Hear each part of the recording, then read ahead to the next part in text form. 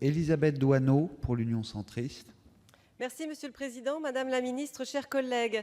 Tout d'abord, des mots à l'adresse de Madame la Ministre pour simplement lui dire que j'ai beaucoup apprécié la teneur de son discours et lui dire que tout ce qui est fait sur la parentalité est extrêmement effectivement nécessaire parce qu'on sent bien que les familles aujourd'hui sont en grande difficulté par rapport à simplement le fait d'être parents.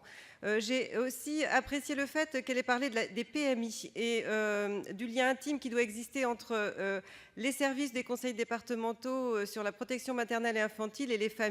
C'est absolument indispensable qu'il y ait effectivement ces visites au domicile parce qu'elles sont nécessaires pour mieux appréhender les mesures à mettre en place pour l'éducation des enfants. Alors, pour la première fois depuis 10 ans, l'année 2017 aura marqué le retour à l'équilibre de la branche famille. Nous ne pouvons a priori que nous réjouir de cette situation et l'excédent de la branche famille pourrait atteindre 5 milliards d'euros en 2021. Dans le même temps, il faut le souligner, ça a été dit aussi, la natalité en France, mission historique de la politique familiale, est en baisse pour la 3e année consécutive. Le solde naturel est au plus bas depuis l'après-guerre. Il faut donc relever ce défi démographique et c'est donc une nécessité. Les comparaisons internationales soulignent une corrélation importante entre les efforts des États en direction des familles et le niveau de fécondité. Le modèle français et le principe d'universalité doivent en partie, pour ces raisons, demeurer.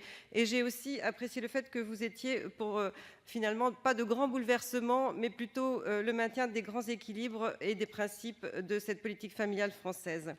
Pour autant, apporter une réponse plus contemporaine aux difficultés des familles est une nécessité. Et je pense qu'on pourrait effectivement s'orienter vers 2 pistes. Je pense au versement des allocations familiales dès le premier enfant, qui est une mesure qui est évaluée à environ 2 milliards d'euros, et puis une aide plus substantielle aux employeurs, qu'ils soient publics ou privés, pour construire des lieux d'accueil pour les jeunes enfants. Merci. Madame la Ministre. Monsieur le Président, Mesdames et Messieurs les sénateurs, Madame la sénatrice Élisabeth Doineau, vous avez évoqué plusieurs sujets, donc je ne vais peut-être pas répondre sur tous les sujets. Concernant le budget alloué à la branche famille, nous avons été attentifs, vous le savez, pour que le PLFSS 2018 porte une trajectoire à la fois ambitieuse, responsable et solidaire. Et donc nous avons fait de la redistribution au sein de la branche famille pour favoriser notamment les familles les plus pauvres et les familles monoparentales. Donc nous sommes très attentifs à ce que cette branche famille réponde aux grands enjeux sociétaux d'aujourd'hui.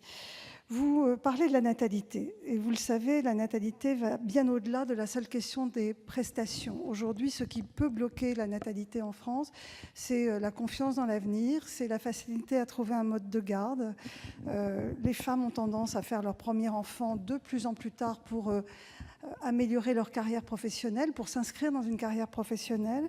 Et nous savons bien que la question de la prestation est loin d'être au premier plan en ce qui concerne la prestation au premier enfant, même si ce sujet peut évidemment être évoqué.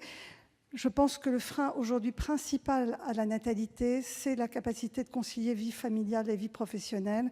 Et c'est donc notre capacité à accompagner les familles dans cette conciliation, notamment avec le développement des gardes d'enfants en proximité.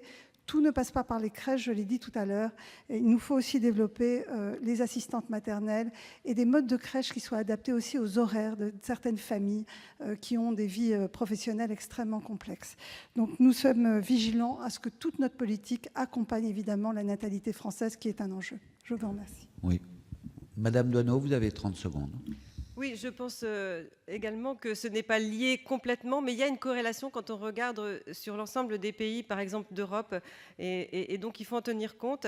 Et sur les modes de garde, je crois qu'il faut effectivement plus aider les entreprises, en tout cas les grandes entreprises et les lieux aussi où il y a de l'emploi public, à construire des lieux d'accueil pour les enfants des agents ou des salariés. C'est indispensable. Merci. La parole est maintenant à Monsieur Jean-Louis Touraine pour le groupe